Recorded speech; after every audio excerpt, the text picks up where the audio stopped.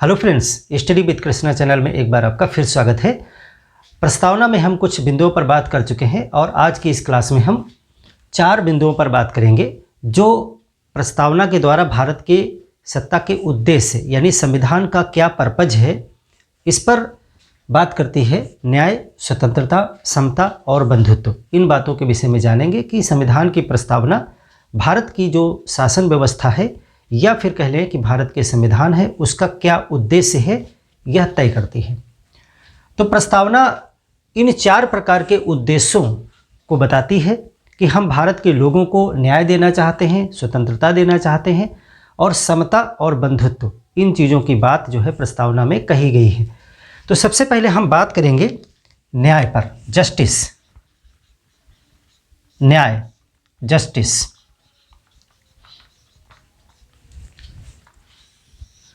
जब प्रस्तावना को आप पढ़ते हैं तो प्रस्तावना में 3 प्रकार के न्याय की बात की जाती है। सामाजिक, आर्थिक और राजनीतिक न्याय। प्रस्तावना कहती है कि हम भारत के लोगों को इन 3 प्रकार के न्याय देंगे। कौन कौन से न्याय? एक बात करती है सामाजिक न्याय, सामाजिक न्याय, आर्थिक न्याय और राजनैतिक न्याय। राजनैतिक न्याय, social, economical and political justice की बात की जाती है। इनके अतिरिक्त अगर क्वेश्चन में कभी आता है कि भारत की प्रस्तावना के आधार पर किन प्रकार के न्याय की बात की गई है, तो ये 3 आपको याद रखने हैं, सामाजिक, आर्थिक और राजनीतिक। इसके अतिरिक्त अन्य किसी प्रकार के न्याय की अगर बात की जाती है, जैसे धार्मिक न्याय, जैसे लैंगिक न्याय इत्यादि की बात, शैक्षिक न्याय, इस तरह से अगर कोई जो है शब्द वहाँ पर प्रयोग किया जाता है। हालांकि सामाजिक न्याय के अंतर्गत ही लैंगिक न्याय और ये सारे आते हैं, लेकिन अगर शब्दावली की बात करेंगे तो सामाजिक, आर्थिक और राजनीतिक 3 प्रकार के न्याय की बात की गई है। इसके अतिरिक्त अगर किसी न्याय की बात करते हैं तो वही ऑप्शन आप गलत मानेंगे। अब यहाँ पर आपको समझना है कि सामाजिक न्याय से क्या तात्पर्य है। अगर न्याय की बात की जा रही है कि सामाजिक न्याय, सामाजिक न्याय क्या है, तो समाज के हर एक वर्ग को बराबर मान करके न्याय करना, यानी कि जाति के आधार पे, धर्म, लिंग, रंग इत्यादि के आधार पर किसी के साथ भेदभाव ना करना, यही जो है सामाजिक न्याय है। तो इसमें कौन कौन सी बातें निहित हैं, जैसे कि जाति, धर्म, लिंग, रंग आदि के आधार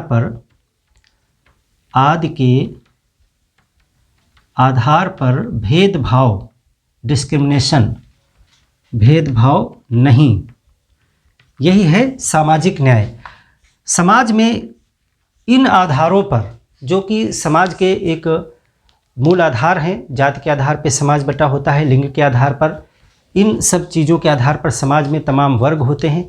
किसी भी वर्ग के साथ कोई भी भेदभाव इन चीज़ों के आधार पर नहीं किया जाएगा, यही सामाजिक न्याय है। लेकिन आप भारत में जब आप देखते हो तो इन आधारों पर ही भेदभाव किया जाता है। आप देखते हो कि जब कभी आरक्षण की बात आती है या कुछ विशेषाधिकारों की बात आती है, तो इसमें से कई फैक्टर ऐसे आ जाते हैं जहाँ पर इन्हीं के आधार पर भेदभाव भी किया जाता है। महिला पुरुष के बीच में किया जाता है, 2 अलग अलग जातियों के बीच में भी किया जाता है, 2 धर्मों के बीच में भी किया जाता है। तो फिर आपको ये लग सकता है एक बारगी, क्या सामाजिक न्याय कि ये जो भावना प्रस्तावना में है या आगे हमारे मौलिक अधिकारों में और राज्य के नीति निर्देशक तत्वों में भी मिलेगी, इन चीज़ों की बातें की जाएगी वहाँ पर, तो क्या यह एक सिर्फ आदर्श मात्र है, इसका पालन भारत में नहीं किया जाता है? तो एक चीज़ इसमें आपको शुरुआत से ही जान लेनी है, क्योंकि ये टॉपिक बार बार आएगा, मौलिक अधिकार, डीपीएसपी, तमाम जगह इसका जिक्र होगा कि भारत में बात की जाती है कि इन सब आधारों के आधार पर भेदभाव नहीं होगा, लेकिन जो भेदभाव किया जाता है वह इसी लक्ष्य को प्राप्त करने के लिए किया जाता है। जैसे कि एक उदाहरण लिया जाए कि लैंगिक भेदभाव, लैंगिक भेदभाव, क्योंकि इसमें भेदभाव नहीं में सकारात्मक भेदभाव करना शामिल है। इस बात को आप थोड़ा सा अभी समझ लें। भेदभाव नहीं किया जाएगा, इसी के अंदर सकारात्मक भेदभाव करना शामिल होता है। जैसे लैंगिक भेदभाव, अगर महिलाओं को कोई विशेष सुविधा दे दी जाती है, मान लेते हैं कि एक महिलाओं के लिए विशेष कॉलेज बना दिया जाता है जहाँ पर स्पेशली महिलाओं को पढ़ने की अनुमति है, या फिर सरकारी नौकरियों में महिलाओं की शुल्क माफ़ कर दी जाती है, या महिलाओं को कोई विशेष आरक्षण दिया जाता है। कहने का मेरा मतलब यह है कि लिंग के आधार पर महिला और पुरुष के बीच में भेदभाव किया जाता है। तो एक पुरुष जो कैंडिडेट है वो वहाँ पर जा कर के इन चीज़ की दुहाई दे सकता है कि भारत में भेदभाव नहीं करने की बात की गई थी, लेकिन यहाँ महिला और पुरुष के बीच में इसी प्रकार से अन्य आधारों पर भी भेदभाव किया जा रहा है। तो यह जो भेदभाव किया जाता है वह सकारात्मक दृष्टिकोण से किया जाता है। इसमें उन वर्गों के साथ में सरकार विशेष सपोर्ट करती है जो कि पिछड़े हैं, जो कि सामाजिक रूप से दबे हुए हैं, और उनको ऊपर ला करके बराबर स्तर में समान रूप से सबको लाने के लिए इस प्रकार का भेदभाव किया जाता है। इसको सकारात्मक भेदभाव कहते हैं। उदाहरण के लिए अगर दो कैंडिडेट हैं और दोनों की परिस्थितियां समान नहीं हैं, तो फिर जो कम मजबूर है, जो कमज़ोर है, उसके साथ में कुछ सकारात्मक सहयोग सरकार प्रदान करके स्थिति को बराबर लाने का प्रयास करती है। तो इसको भेदभाव नहीं, सकारात्मक भेदभाव कहा जाता है। तो यहाँ पर इसको नकारात्मक न लेकर के सकारात्मक भेदभाव करने की अनुमति हर एक जगह पर इसकी संभावना रहती है, और आप इसको आगे देखेंगे भी। तो ये है सामाजिक न्याय। इसी प्रकार से आर्थिक न्याय का मतलब क्या होता है? आर्थिक न्याय, आर्थिक न्याय का मतलब ये होता है कि जो संपदा है या जो आय है आदि, जो अर्थ से संबंधित चीज़ें हैं, आदि की असमानता को दूर करना, आदि की असमानता को दूर करना। यानी कि इसका एक और मतलब आप कह सकते हो कि आर्थिक आधार पर भेदभाव नहीं, आर्थिक आधार पर भेदभाव ना करना। इसके दोनों मतलब हैं कि आय और संपत्ति की जो असमानता है सरकार उसको दूर करने का प्रयास करती है, और आर्थिक आधार पर भेदभाव किसी के साथ नहीं किया जाएगा। ऐसा नहीं होगा कि कोई व्यक्ति गरीब है या कोई व्यक्ति अमीर है तो उसके कुछ विशेषाधिकार होंगे। सभी को समान मान करके ही योजनाएं बनाई जाएंगी और सभी को समान रूप से योजनाओं का लाभ भी मिलेगा। तो यह है आर्थिक न्याय। लेकिन आप देखोगे यहाँ पर भी भारत में बहुत से अपवाद मिलेंगे, और उसको भी उसी सकारात्मक भेदभाव वाली नीति के आधार पर आप जस्टिफाई करेंगे, सही ठहराएंगे। आगे जहाँ जहाँ पर इस तरह की चीज़ें आएंगी उसको हम पूरा डिटेल में डिस्कस करेंगे। यहाँ पर सिर्फ आप इसे समझते चलें। राजनैतिक न्याय, राजनैतिक न्याय का मतलब है कि भारत में सभी व्यक्तियों को, जो भी वर्ग हैं, उनको सभी राजनीतिक पदों पर जाने का समान अवसर, समान अधिकार प्राप्त है, और सरकार तक अपनी बात पहुंचाने का सभी को अधिकार प्राप्त है। यानी कि सभी वर्गों के समान राजनीतिक आधार, सभी वर्गों के समान राजनीतिक अधिकार। राजनीतिक अधिकार का मतलब है, जैसे कि एक उदाहरण आप मान लें कि राजनीतिक पदों पर, राजनीतिक पदों पर सभी को अधिकार है, सभी को जाने का अधिकार। ऐसा नहीं है कि आप प्रधानमंत्री नहीं बन सकते हैं क्योंकि आप एक विशेष वर्ग, जाति या धर्म से संबंधित हैं, आप राष्ट्रपति नहीं बन सकते हैं। हर एक धर्म, जाति, रंग, लिंग, इस किसी भी वर्ग का कोई व्यक्ति हो, उसको सभी राजनीतिक पदों पर जाने का समान अधिकार प्राप्त है। जैसे कि सभी सरकारी पदों पर जाने का प्राप्त है, उसी प्रकार से राजनीतिक पदों पर भी जाने का अधिकार प्राप्त है। और इसी के साथ साथ हर एक वर्ग को जो है सरकार तक अपनी बात पहुंचाने का समान अधिकार प्राप्त है, वोट देने का समान अधिकार प्राप्त है। ऐसा नहीं है कि कोई विशेष धर्म या विशेष जाति वर्ग से संबंधित है तो उसको ज़्यादा अधिकार या कम अधिकार प्राप्त है। तो ये जो है राजनीतिक, आर्थिक और सामाजिक तीन प्रकार के अधिकारों, तीन प्रकार के न्याय की बात करता है हमारी प्रस्तावना। और ये न्याय जो ये तीनों बातें जो हैं, सामाजिक, आर्थिक और राजनीतिक, ये जो आदर्श है, ये रूस की क्रांति जो 1917 में हुई उससे लिए गए हैं, यानी ये रूस की क्रांति से प्रभावित हैं। ये जो है रूस की क्रांति जो कि 1917 में हुई थी से प्रेरित हैं, क्योंकि जब रूस की क्रांति हुई तो वहाँ पर इन्हीं चीज़ों को, सामाजिक, आर्थिक और राजनीतिक न्याय को बहुत ज़्यादा तवज्जो दिया गया था और वहीं से ये विचारधारा ली गई है, वहीं से प्रेरणा मिली इस चीज़ की।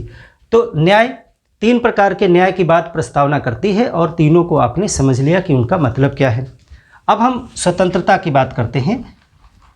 देखिए, स्वतंत्रता का विचार नया नहीं है, लेकिन आधुनिक युग में स्वतंत्रता, समानता और बंधुत्व की विचारधारा मानी जाती है कि फ्रांस की क्रांति से ये विचार पूरी दुनिया में फैला। लेकिन ऐसा नहीं है कि फ्रांस इसका जनक है। ये कहना गलत होगा कि स्वतंत्रता, समानता या बंधुत्व, इन तीनों का जनक फ्रांस की क्रांति है। जनक नहीं है, लेकिन उसने इसको बहुत बड़े पैमाने पर विश्व में फैलाया, इस धारणा को प्रचारित किया और इस पे ध्यान दिया। और पहले से विचारधाराएं थी, लेकिन वो दबी हुई थी। तो ये तीनों विचारधाराएं जो हैं, स्वतंत्रता, समानता और बंधुत्व, तीनों ही विचारधाराएं फ्रांस की क्रांति से प्रेरित हैं। और जो न्याय में 3 हमने बताए वो आपके रूस की क्रांति से प्रेरित हैं। तो सबसे पहले हम बात करें स्वतंत्रता की, लिबर्टी, स्वतंत्रता, लिबर्टी। संविधान की प्रस्तावना में 5 प्रकार की स्वतंत्रताओं की बात की गई है।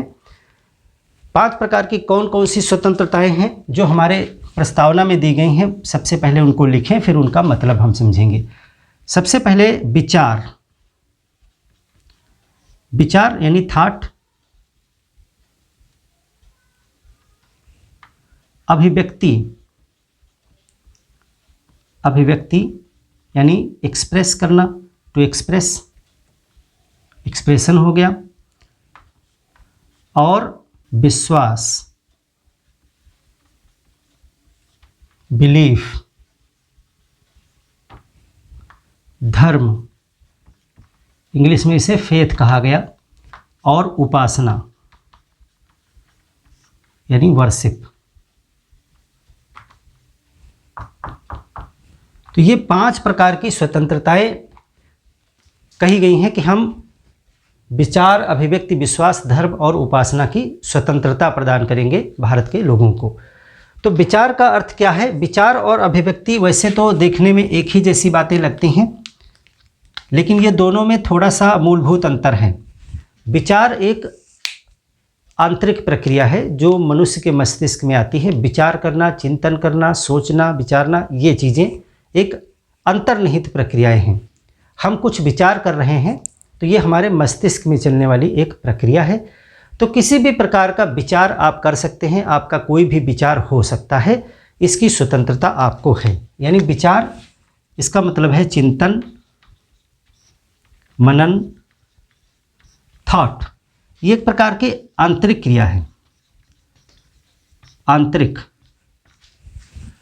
अभिव्यक्ति का मतलब होता है जब आप अपने विचारों को प्रकट कर देते हैं, बोल देते हैं, लिख देते हैं, या किसी ऐसे माध्यम से उस चीज़ को प्रकट कर देते हैं जिससे वो बात दूसरे तक पहुंच जाती है, तब उसको कहा जाता है एक्सप्रेस कर देना, यानी अभिव्यक्ति कर देना।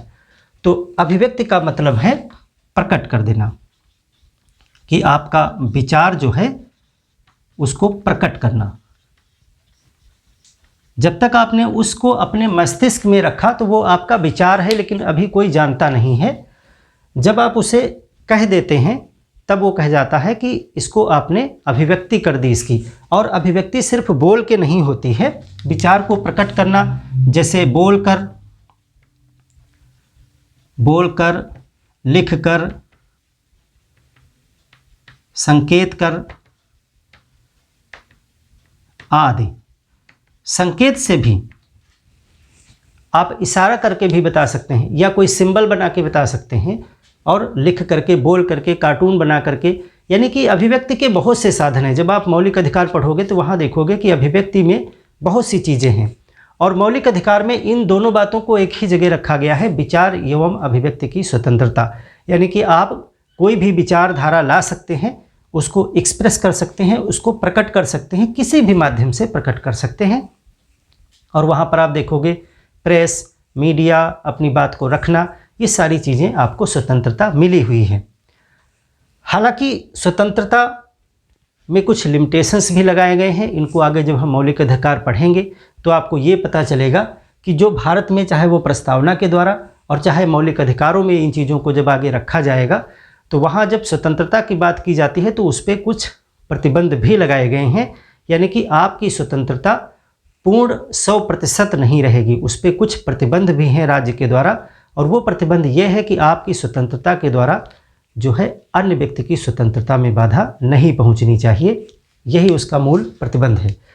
तो ऐसा नहीं होगा कि मान लेते हैं कि आपको अभिव्यक्ति करने की स्वतंत्रता है और आप कुछ ऐसा अभिव्यक्ति कर दें जिससे अगले व्यक्ति का सम्मान गिर रहा है, तो ऐसी अभिव्यक्ति गलत मानी जाएगी।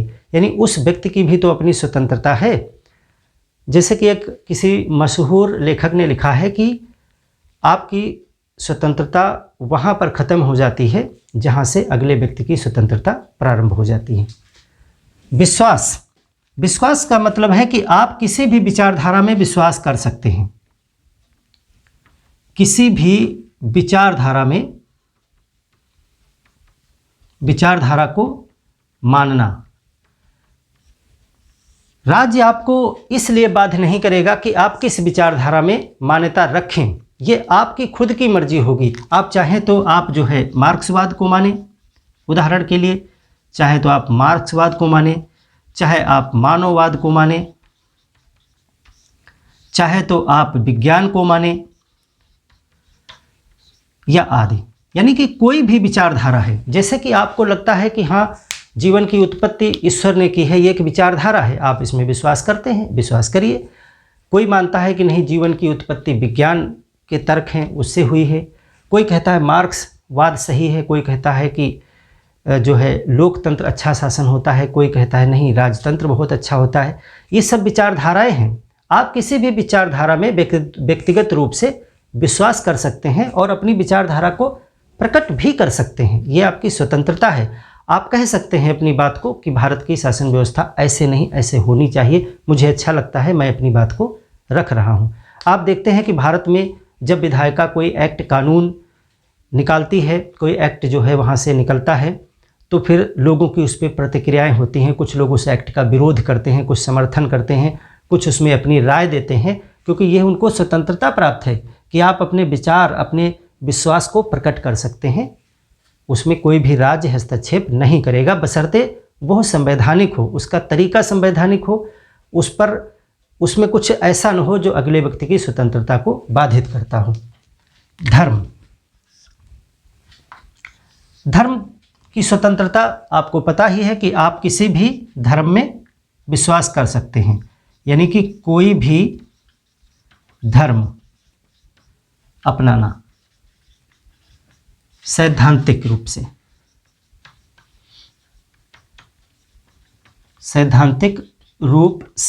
अब देखिए ये सैद्धांतिक रूप से हमने इसलिए रखा यहाँ पे क्योंकि एक शब्द और है उपासना, तो इन दोनों को अलग करने का यही मतलब है कि धर्म और उपासना चूँकि एक से जुड़ी हुई चीज़ें हैं, तो यहाँ पर धर्म को हमने लिखा कि आप कोई भी धर्म अपना सकते हैं सैद्धांतिक रूप से।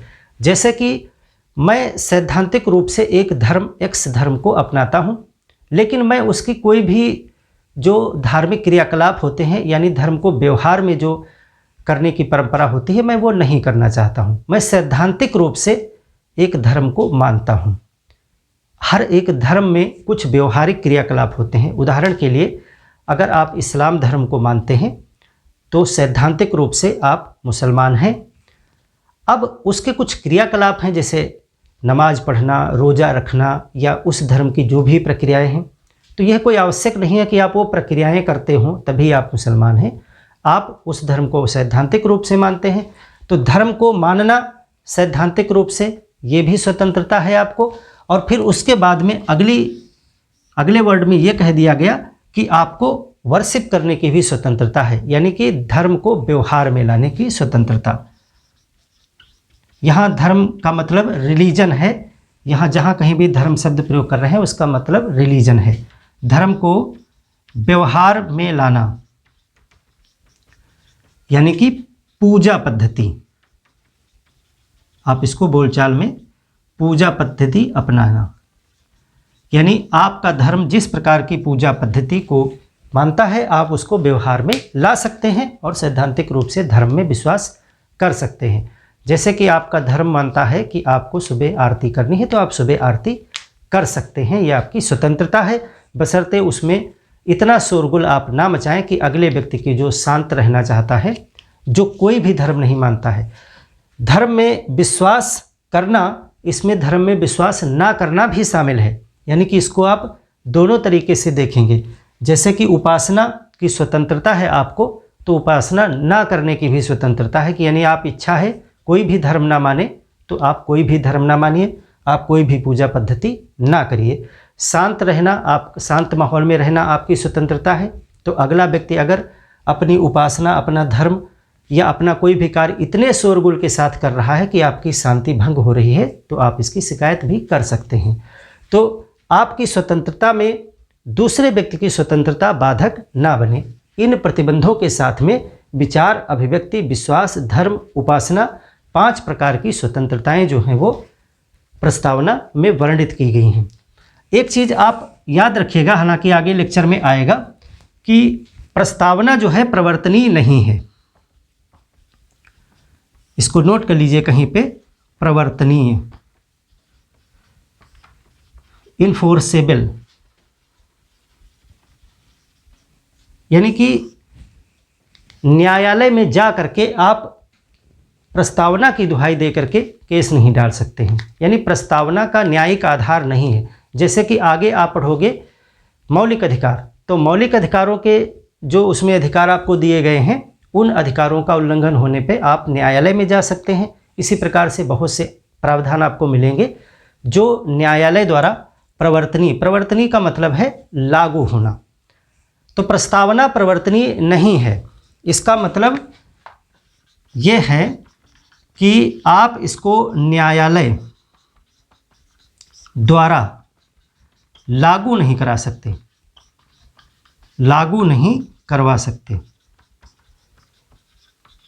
यानी कि आप न्यायालय नहीं जा सकते हैं कि प्रस्तावना में इस बात का जिक्र किया गया था तो ऐसा ऐसा मेरे साथ नहीं हो रहा है तो आप इसके लिए फैसला कीजिए।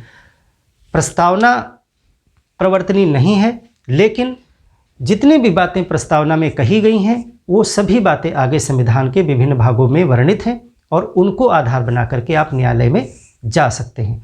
तो प्रस्तावना पर हम बात भी करेंगे, प्रस्तावना प्रवर्तनीय क्यों नहीं है, आगे सब डिस्कस करेंगे, इसमें मेंस के टॉपिक हैं क्यों ऐसा किया गया। तो सिर्फ आप अभी याद इतना रखेंगे क्योंकि कभी प्रीलिम्स में क्वेश्चन आ सकता है कि प्रस्तावना प्रवर्तनीय है अथवा नहीं है। प्रवर्तनीय का मतलब है कि जो है न्यायालय द्वारा आप इसको लागू करवा सकते हैं अथवा नहीं। तो स्वतंत्रता ये 5 प्रकार की हैं। अब बात करते हैं समता और बंधुत्व पे।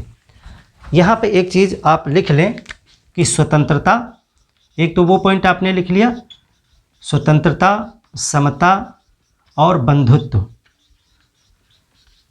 ये जो 3 आदर्श हैं ये फ्रांस की क्रांति से प्रेरित हैं। फ्रांस की क्रांति से प्रेरित, जो 1789 से 99 के मध्य हुई। तो ये बातें जो है फ्रांस की क्रांति से प्रेरित हैं। अब हम बात करते हैं समता की। इक्वलिटी कहा जाता है इसको, समानता भी कहा जाता है। समता और समानता में थोड़ा सा बेसिक डिफरेंस है। सैद्धांतिक तौर से व्यवहार में दोनों का मतलब एक ही जैसा होता है और आप यहाँ पर आपको स्पष्ट ये समझ लेना होगा समानता का मतलब क्या है। समता या समानता, इक्वलिटी, दोनों ही शब्द आपको पुस्तकों में लिखा मिलेंगे, लेकिन समता और समानता में थोड़ा सा अंतर है, उसको भी समझते चलेंगे। हालांकि जब भी ये वर्डिंग भारत के संविधान के संदर्भ में आप प्रयोग करेंगे, चाहे समता या समानता, उसका मतलब आपको पता होना चाहिए। समता और समानता में दो चीज़ों की बात जो है संविधान की प्रस्तावना में आपने पढ़ा था की जाती है कि यहाँ पर कहा गया है प्रतिष्ठा एवं अवसर की समता। एक तो बात की जाती है प्रतिष्ठा की यानी स्टेटस की, और एक अवसर यानी अपॉर्चुनिटी। स्टेटस और अपॉर्चुनिटी की समता की बात की जाती है। प्रस्तावना में भी ये बातें की गई हैं और आगे मौलिक अधिकार और राज्य के नीति निर्देशक तत्वों में भी आपको इन्हीं से संबंधित प्रावधान मिलेंगे। प्रतिष्ठा और अवसर की समता में आप मौलिक अधिकारों में अगर आप देखोगे तो आर्टिकल 14, 15, 16, 17 और 18 ये समता के बात करते हैं, समता की बात करते हैं। जैसे आर्टिकल 14 में आपसे कहा गया है कि विधियों के समक्ष समता। आर्टिकल 15 में कहा गया धर्म, जाति, लिंग, मूल स्थान, इन चीज़ों के आधार पर भेदभाव नहीं किया जाएगा। 16 में कहा गया कि आपको अवसर मिलेगा, समान नौकरियों में जो है सबको समान अवसर मिलेगा। 17 में आपने देखा कि अनटचेबिलिटी यानी अस्पृश्यता को अंत करने की बात की गई। 18 में आप देखेंगे कि उपाधियों का अंत किया गया।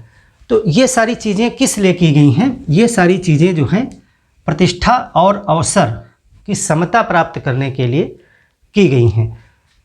प्रतिष्ठा और अवसर की समता का मतलब क्या है? इसका मतलब ये है कि धर्म, जाति, लिंग, रंग, जन्म स्थान आदि के आधार पर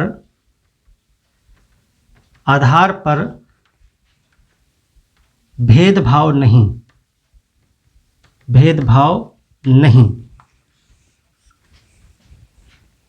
इन आधार पर कोई भी ऐसा भेदभाव नहीं किया जाएगा जिससे कि आपकी प्रतिष्ठा या फिर अवसर में असमानता पैदा हो। बस यही इसका मूल मंत्र है कि इन किसी भी आधार पर इन चीज़ों को इफ़ेक्ट करने वाला भेदभाव नहीं किया जाएगा। हालांकि मैंने पहले भी बताया कि सकारात्मक भेदभाव किया जाएगा क्योंकि इसको प्राप्त करना है। जैसे कि अवसर की समता की बात यह है, जैसे अवसर की समता का स्पेशल मतलब यह है कि जो सरकारी लाभ या नौकरी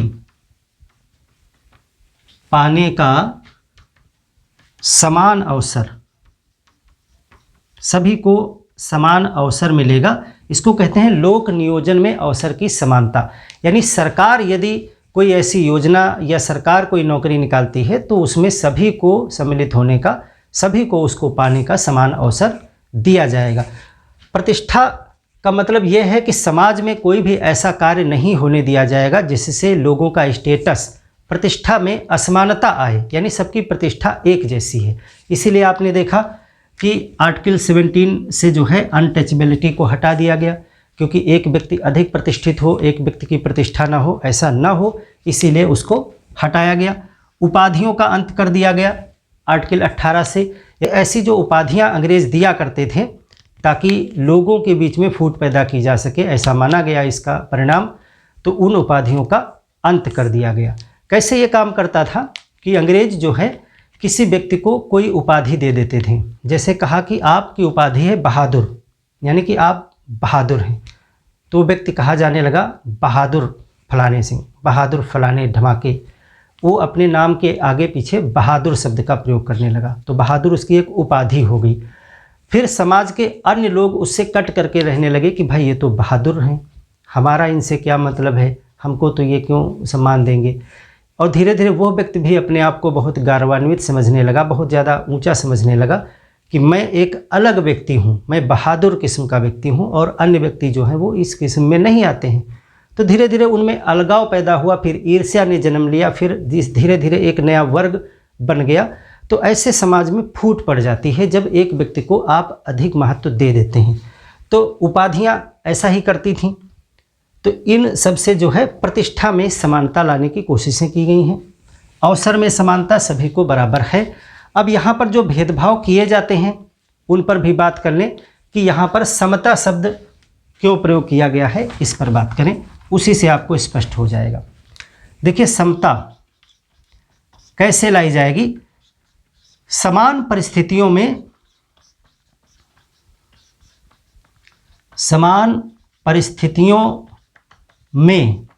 समान व्यवहार, इसका मतलब ये होता है। समता का मतलब यह है कि समान परिस्थितियों में समान व्यवहार। उदाहरण के लिए, एक स्त्री है, एक पुरुष है, इनके बीच में कोई प्रतियोगिता होनी है। मान लेते हैं कि वो शारीरिक शक्ति की प्रतियोगिता है, कुछ उठाना है, कुछ वजन उठाना है। और जैसा कि व्यवहार में देखा गया कि आपको पता है पुरुष की शारीरिक शक्ति वहाँ पर ज़्यादा हो सकती है, इसीलिए वह उस वस्तु को आसानी से उठा सकता है।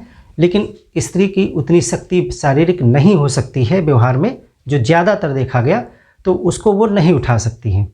या लंबाई का होना, वजन का होना, इस तरह का आप देखते हो सरकारी नौकरियों में जब दौड़ होती है या लंबाई की बात की जाती है या वेट की बात की जाती है, तो वहाँ पर स्त्रियों को कुछ सहूलियतें दी जाती हैं। उनके लिए दौड़ की दूरी कम हो सकती है, उनके लिए वेट उठाने में वेट का वज़न कम कर दिया जाता है। या फिर जब हाइट की बात की जाती है तो पुरुषों की हाइट ज़्यादा मांगी जाती है, स्त्रियों की हाइट कम कर दी जाती है। तो फिर आप कह सकते हो कि फिर ये समानता की बात की जा रही है और यहाँ तो भेदभाव किया जा रहा है। इसी तरह अन्य आधारों पर भी आपको भेदभाव देखने को मिलेगा। तो यहाँ पर समता शब्द को आप समझें। समता का मतलब होता है कि समान परिस्थितियाँ होने पर ही समान व्यवहार, यानी कि आपको इनके और इनके बीच में परिस्थितियाँ भी देखनी पड़ेंगी। क्या दोनों एक ही कंडीशन में हैं?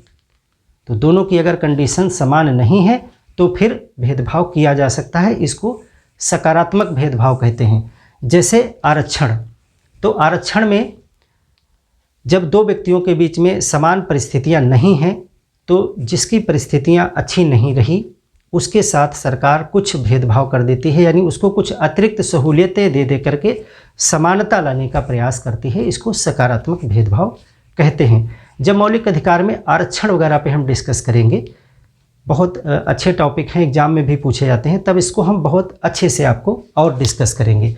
और जो समानता शब्द है, समानता का मतलब है कि परिस्थितियां कैसी भी हों, दोनों के बीच में समान व्यवहार ही किया जाना चाहिए, तो वो है समानता। जैसे कि उदाहरण के लिए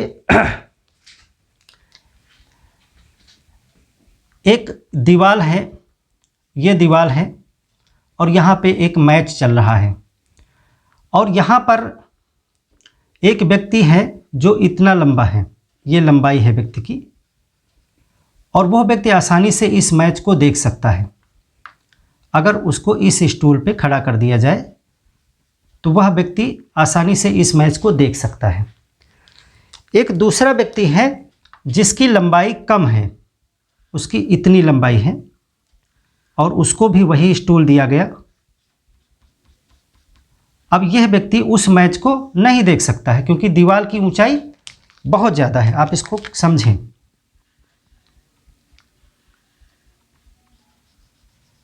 यह है समानता, यानी कि हमने दोनों के साथ में समान व्यवहार किया। जितना ऊंचा स्टूल हमने इस व्यक्ति को दिया है उतना ऊंचा स्टूल हमने इस व्यक्ति को दिया है, लेकिन यह व्यक्ति चूंकि लंबाई में ज़्यादा है तो यह उस मैच को देख पा रहा है। यह व्यक्ति लंबाई में ज़्यादा नहीं था, यह व्यक्ति उस मैच को नहीं देख पा रहा है, जबकि सरकार ने दोनों के साथ में समान व्यवहार किया है। तो क्या यह उचित होगा कि एक व्यक्ति को उतनी ही सुविधाएं देने के बावजूद उसका कार्य ही नहीं सिद्ध हो पाया? तो यहाँ पर समान जो है सकारात्मक भेदभाव करने की ज़रूरत है। अब यहाँ पर क्या किया जाना चाहिए? यहाँ पर इस व्यक्ति को दो स्टूल लगा करके इस तरह से, इस व्यक्ति को दो स्टूल लगा करके इसको इस पे ट्रांसफ़र कर दिया जाए और यह इस तरह से ऊंचा हो जाए जिससे कि यह भी इस मैच को देख सके। तो यहाँ पर आपने देखा कि एक भेदभाव किया गया कि लंबे व्यक्ति को एक स्टूल दिया गया और जो व्यक्ति लंबाई में कम था उसको दो स्टूल दे करके उसकी लंबाई इसलिए बढ़ा दी गई ताकि उसी मैच को वह आसानी से देख सके दीवार से ऊपर। तो इसको कहते हैं सकारात्मक भेदभाव करना, कि जो कमज़ोर है उसको एक स्टूल ज़्यादा दे देना, यानी उसको थोड़ी सी उसकी मदद कर देना। तो ऐसे उदाहरण आपको बार बार देखने को मिलेंगे। जब आप आगे मौलिक अधिकार और DPSPs पढ़ोगे तो वहाँ पर आप देखोगे कि एक तरफ संविधान कहता है कि सबके साथ समान व्यवहार किया जाए, धर्म, जाति, लिंग, रंग इत्यादि के आधार पर भेदभाव ना किया जाए, और एक तरफ आप देखोगे कि इन्हीं के आधार पर डिस्क्रिमिनेशन भी किया जाता है। धर्म के आधार पर, जाति के आधार पर, लिंग के आधार पर आरक्षण दिए जाएंगे। आपको आपके शहर में एक कन्या इंटर कॉलेज हो सकता है जहाँ पे बहुत अच्छी लैब हैं, जहाँ पे बहुत अच्छे टीचर हैं, लेकिन आप पुरुष हैं, आपको उस विद्यालय में एडमिशन नहीं मिलेगा। तो इस प्रकार से जो डिस्क्रिमिनेशन किए जाते हैं वो इसलिए किए गए ताकि स्त्रियों को भी पढ़ने का मौका मिले, क्योंकि उस समय में समाज के तमाम लोग ऐसा सोचते होंगे कि स्त्रियों को हम पढ़ने ना भेजें, डर की वजह से, उनकी सुरक्षा की चिंताएं थी उनको, तो इसीलिए सरकार ने स्त्रियों के लिए अलग विद्यालय खोल करके व्यवस्था की ताकि लोगों के मन से डर निकले और स्त्रियां अलग पढ़ सकें, बच्चियां अलग पढ़ सकें। तो यह जो कदम था वो देखने से तो लगता है कि स्त्रियों और पुरुषों के बीच में भेदभाव किया गया। किसी लड़के को ऐसा लग सकता है कि उस स्कूल में मुझे बहुत अच्छा पढ़ने को मिल सकता है, वहाँ के टीचर या टीचर्स जो हैं अच्छे हैं, लेकिन फिर भी मुझे एडमिशन नहीं मिल रहा है, तो यह समानता नहीं है। लेकिन ऐसा भेदभाव किया इसलिए गया ताकि स्त्रियों को भी पढ़ने का मौका मिल सके। तो इस तरह से भेदभाव किए जा सकते हैं। इसी तरह जाति धर्म के आधार पर भी किए जा सकते हैं। इनको सकारात्मक भेदभाव कहा जाता है। तो समता शब्द इसीलिए प्रयोग किया गया, समान परिस्थितियों में समान व्यवहार यानी समानता लाने का प्रयास। इसमें कहते हैं कि असमानता दूर करके, इसकी भावना यह है कि असमानता दूर करके समानता लाना। धर्म, जाति, लिंग, रंग, जन्म स्थान आदि के आधार पर भेदभाव नहीं किया जाएगा। इसी बात में यह चीज़ शामिल है कि सबको समान लाया जाएगा। तो समान लाने के लिए, सबको समान स्तर पर लाने के लिए निचले वाले व्यक्ति को ऊपर भी लाने की ज़रूरत है। तो यह है समता के मायने। अब बंधुत्व की बात कर लेते हैं। अब समता दोनों चीज़ों के लिए इसमें बात की गई कि प्रतिष्ठा की भी समता होगी और अवसर की भी समता होगी। अगली बात की जाती है बंधुत्व की, फ्रैटर्निटी। फ्रैटर्निटी, बंधुत्व की भावना भी फ्रांस की क्रांति से प्रेरित है। बंधुत्व की बात जब प्रस्तावना करती है तो वहाँ पर दो चीज़ों को सुनिश्चित करने वाली बंधुता की बात करती है। वो कौन सी दो चीज़ें हैं? यहाँ पर बात करती है व्यक्ति की गरिमा, व्यक्ति की गरिमा, डिग्निटी ऑफ द इंडिविजुअल, और देश की एकता और अखंडता,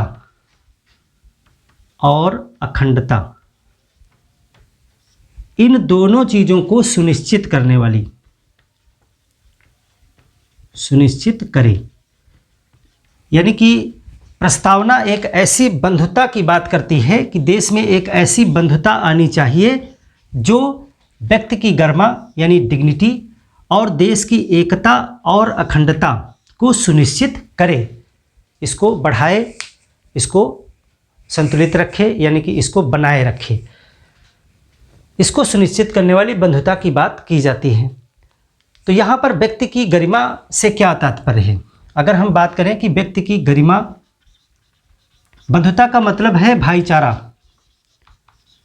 भाईचारा यानी कि लोगों के बीच में भाईचारा हो, ऐसा भाईचारा हो जिससे कि व्यक्ति की गरिमा बढ़े और देश की एकता और अखंडता भी कायम रहे।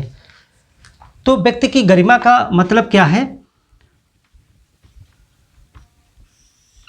व्यक्ति की गरिमा का मतलब यह है कि सरकार सभी को ऐसे अवसर प्रदान करेगी, ऐसी परिस्थितियां प्रदान करेगी जिससे कि उनको शिक्षा, रोजगार, निवास, भोजन जैसी जो मूलभूत आवश्यकताएं हैं वो गरिमापूर्ण तरीके से प्राप्त हों।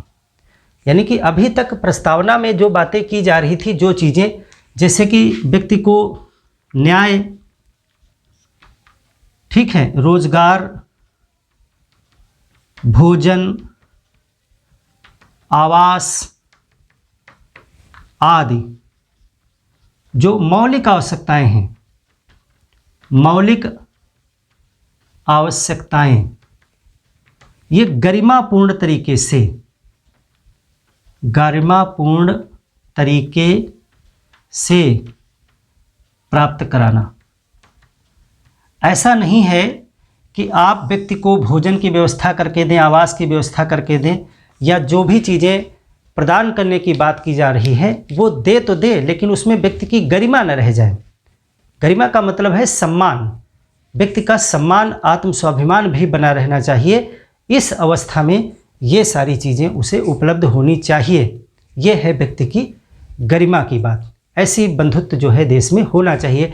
ऐसा न हो कि व्यक्ति को आप ऐसा रोजगार या आवास उपलब्ध कराने की ऐसी व्यवस्थाएं करें कि जिससे उसकी मानवीय गरिमा छिन्न भिन्न हो, क्योंकि एक व्यक्ति की मानवीय गरिमा जो होती है वो बनी रहना, बरकरार रहना आवश्यक होता है। तो व्यक्ति की गरिमा की बात भी की जाती है। फिर इसके बाद में एकता और अखंडता की बात की जा रही है। एकता और अखंडता, आप प्रस्तावना को जब पढ़ोगे तो उसमें लिखा हुआ है कि व्यक्ति की गरिमा तथा देश की एकता और अखंडता को सुनिश्चित करने वाली बंधुता को बढ़ाने के लिए, तो ऐसी बंधुता को बढ़ाने की बात की जा रही है जो इन दोनों चीज़ों को सुनिश्चित करे। जब प्रस्तावना में संशोधन नहीं हुआ था उस समय यह अखंडता शब्द नहीं था। आपको बार बार बताया गया है कि जो 42वां संविधान संशोधन था, 42वां संविधान संशोधन, इसी के द्वारा जो है ये 1976 में हुआ था। इसी के द्वारा 3 बातें आई थीं, समाजवादी शब्द और पंथ निरपेक्ष शब्द तथा अखंडता। ये 3 बातें जो हैं इस संविधान संशोधन के द्वारा जोड़ी गई थीं, तो वही ये अखंडता है। पहले सिर्फ एकता की बात की जा रही थी कि व्यक्ति की गरिमा और देश की एकता को सुनिश्चित करने वाली बंधुता, उसके बाद में एकता के बाद में और अखंडता बढ़ा दिया गया।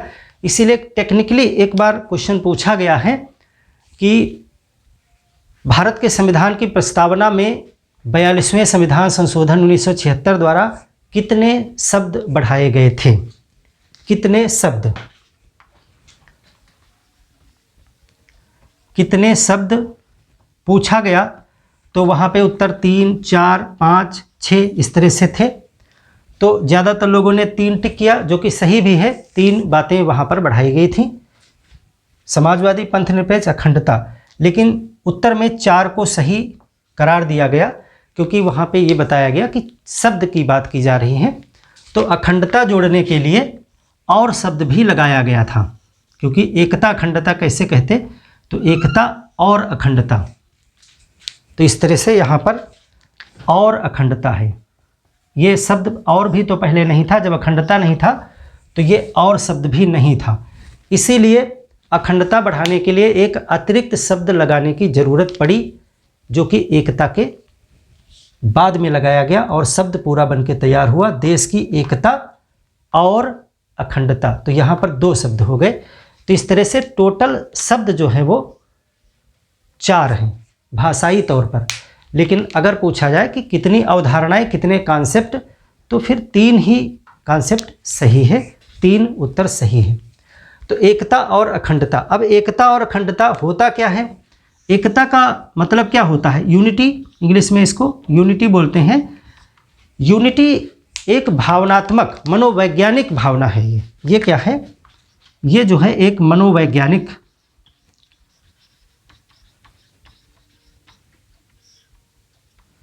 विचार है, एक मनोवैज्ञानिक विचार है। इसमें लोगों की एकता की बात की जाती है। इसमें जो है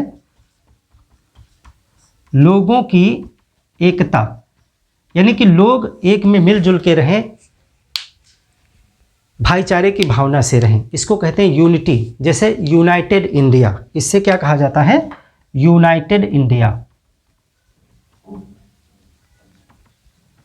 ये मनोवैज्ञानिक विचार है यूनाइटेड इंडिया। जब अभी आप कहते हैं कि यूनाइटेड इंडिया क्या है, तो यूनाइटेड इंडिया का मतलब है भारत की जनता मिलजुल करके रहे, वो चाहे जिस वर्ग की हो, चाहे जिस धर्म, जाति, रंग, या लिंग की हो, वो सभी भाईचारे की भावना से रहते हैं, इसीलिए इसको यूनाइटेड इंडिया कहा जाता है। यानी विविधता में एकता, जिसको बोलते हो विविधता में एकता, तो वही यूनाइटेड है। तो अखंडता का मतलब क्या है फिर? क्या अखंडता का कुछ और अर्थ है? अखंडता इंग्लिश में कहते हैं इंटीग्रिटी। इंटीग्रिटी, इसका मतलब यह है कि यह एक भौगोलिक विचार है। यह जैसा ये मनोवैज्ञानिक विचार था, यह एक भौगोलिक विचार है। भौगोलिक विचार, और यहाँ पर समस्त भूक्षेत्र, यानी भारत का जो समस्त भूक्षेत्र है, भूमि है, भूक्षेत्र की एकता, इसको जैसे बोलते हैं इंटीग्रेटेड इंडिया।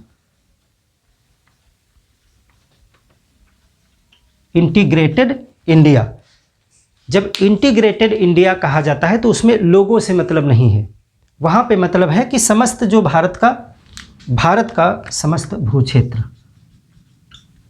यानी कि जितने भी प्रदेश और यूनियन टेरिटरीज हैं वो सभी भारत में आपस में जुड़े रहें, यानी कि ये यूनिटी ऑफ द लैंड है। भारत के सभी भूक्षेत्र की एकता की बात की जा रही है, इंटीग्रिटी। तो ना तो भारत के सभी क्षेत्र अलग अलग हों और ना तो भारत के सभी लोगों के बीच में भी कोई अलगाव हो, तो इसी को एकता और अखंडता कहते हैं। लोग भी एक मिल करके रहें और समस्त भूक्षेत्र भी एक ही में रहे।